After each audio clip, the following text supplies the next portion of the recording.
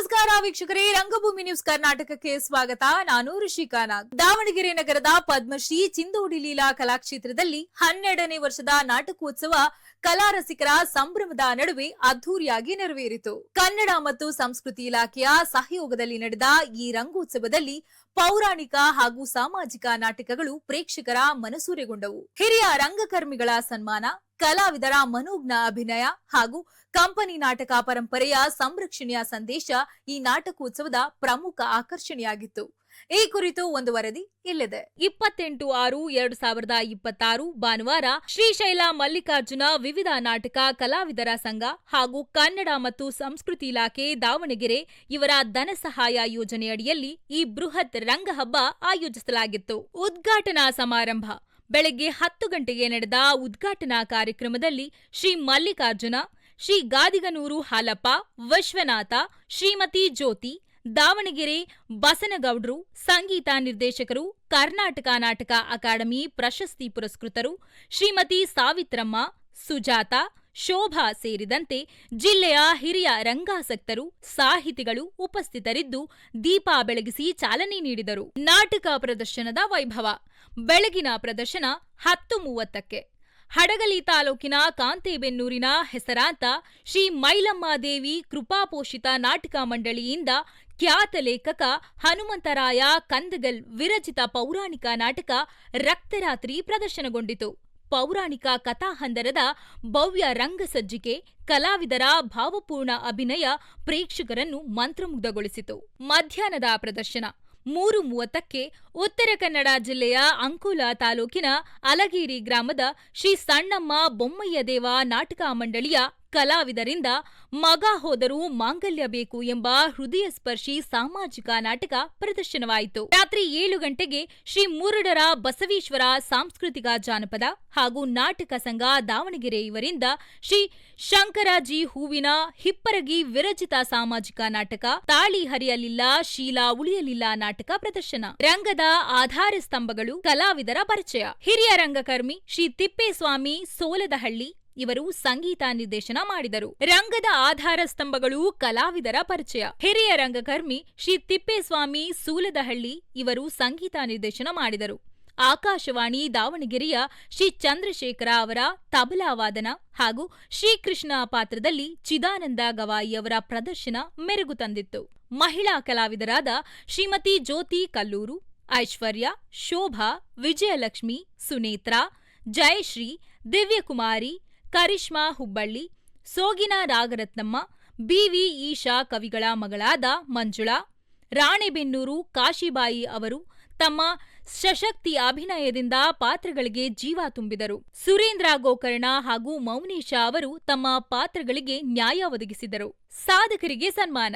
ಸಂಜೆ ನಡೆದ ಸಮಾರೋಪ ಸಮಾರಂಭದಲ್ಲಿ ಗ್ರಾಮೀಣ ಪ್ರದೇಶದ ಕಲೆ, ಸಾಹಿತ್ಯ, ಜಾನಪದ, ರಂಗಭೂಮಿ ಹಾಗೂ ಸಮಾಜ ಸೇವೆ ಕ್ಷೇತ್ರಗಳಲ್ಲಿ ಮಹಿಳಾ ಕಲಾವಿದರಾದ ಶ್ರೀಮತಿ ಜ್ಯೋತಿ ಕಲ್ಲೂರು, ಐಶ್ವರ್ಯ, ಶೋಭಾ, ವಿಜಯಲಕ್ಷ್ಮಿ, ಸುನೇತ್ರಾ, ಜಯಶ್ರೀ, ದಿವ್ಯಕುಮಾರಿ, ಕರಿಷ್ಮಾ ಹುಬ್ಬಳ್ಳಿ, ಸೋಗಿನಾಗರತ್ನಮ್ಮ, ಬಿವಿ ಈಶಾ ಕವಿಗಳ ಮಗಳಾದ ಮಂಜುಳಾ, ರಾಣೆಬೆನ್ನೂರು ಕಾಶಿಬಾಯಿ ಅವರ ತಮ್ಮ ಸಶಕ್ತ ಅಭಿನಯದಿಂದ ಪಾತ್ರಗಳಿಗೆ ಜೀವ ತುಂಬಿದರು. ಸುರೇಂದ್ರ ಗೋಕರ್ಣ ಹಾಗೂ ಮೌನೇಶ ಅವರು ತಮ್ಮ ಪಾತ್ರಗಳಿಗೆ ನ್ಯಾಯ ಒದಗಿಸಿದರು. ಸಾಧಕರಿಗೆ ಸನ್ಮಾನ.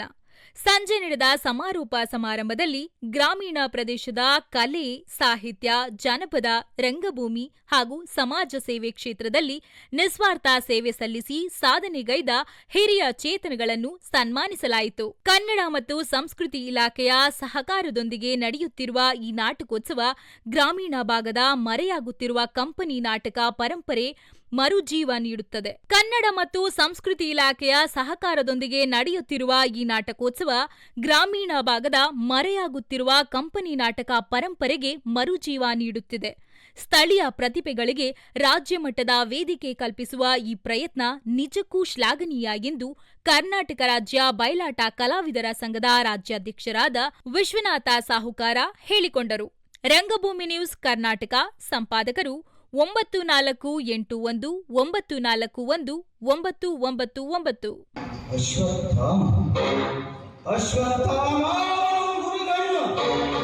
ಶೂರಸೇನಾಪತಿ ಷಣ್ಮುಖ ಸ್ವಾಮಿಯ ಕಂಪನಿಯ ಕಡಲಿಂದು ತೋರಿಸಿದ ವರಭಾಗ್ನಿ ಛಳ ಜಲಪಿಸಿದರೆ ಜಾಗೃತನಾಗಿಯ ಮಹಾಕಾಳಿ. ಈ ಕಾರಣಕ್ಕೆ ಹರಿದು ಹೋಗುವ ಮುಹೂರ್ತವನ್ನ ರಣರಂಗದಲ್ಲಿ ನಿಂತು ನೋಡುತ್ತಿರಲು ಹುಡುಗಿನಲ್ಲಿ ಮುಗುಳ್ನಗೆಯ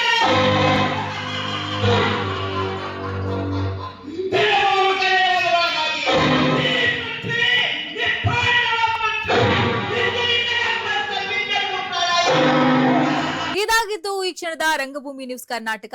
ನಮಸ್ಕಾರ.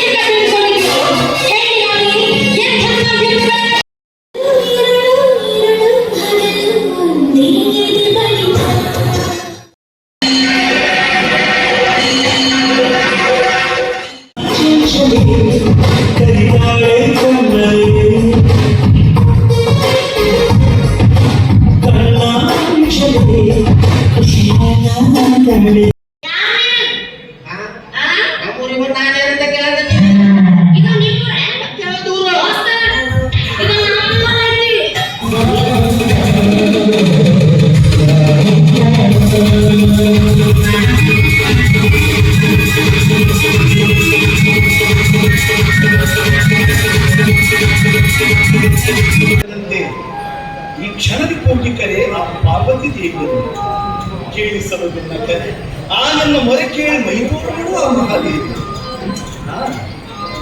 ಅವಳೆ ಪರಿಹರಿಸಲು ನೋಡಿ ಈ ವಿಷಮ ಸಮಯವನ್ನು.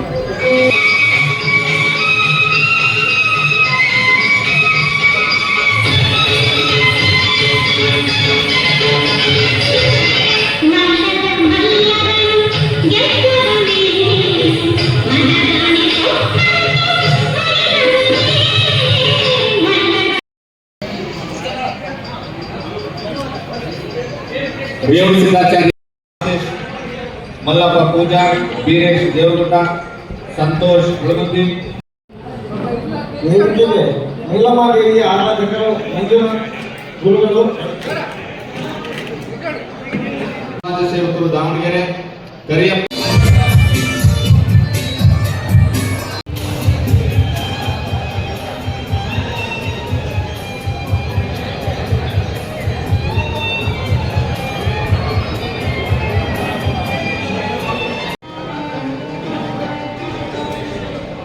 ಎಚ್ ಶಂಕರ್ ಮೂರ್ತಿ ದಾವಣಗೆರೆ, ಎಲ್ ಶಂಕರ್ ದಾವಣಗೆರೆ, ಬಿ ಅಂಜಿನಪ್ಪ ಶೃಂಗಾರ